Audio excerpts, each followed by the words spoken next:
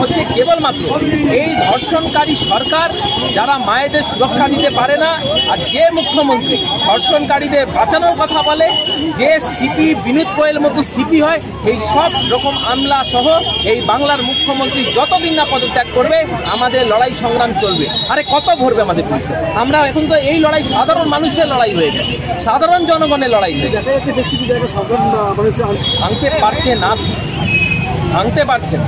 তৃণমূল কংগ্রেস এই লড়াই ভাঙতে পারবে না। এটা বিজেপির লড়াই নয়, এখন এটা জনগণের লড়াই হয়ে গেছে। বাংলার মানুষ রোজ দেখুন 8টা 9টা 10টা 11টা নাগাদ রাত দখল চলছে। কারা করছে? বিজেপির লোক সব তো না, বাংলার নর্মাল মানুষ যারা কোনো রাজনৈতিক দলের পতাকা ধরেনি তারা এসে লড়াই করছে। তারা বলতে দাবি 1 দফা 1 মুখ্যমন্ত্রী পদত্যাগ। তারাই তো ভোট দিয়েছে গণতান্ত্রিক পদ্ধতিতে ভোট দিয়েছে। আজকে তারাই বলছে মমতা ব্যানার্জিকে বাংলা থেকে সরাতে হবে, না হলে আমাদের এই সংগ্রাম চলবে। বিমলেশ তিওয়ারি, জেলা যুব সভাপতি।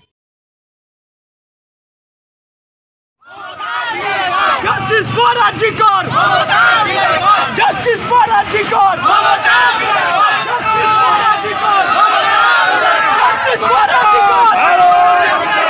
Justice for Arjikor! Justice for Arjikor!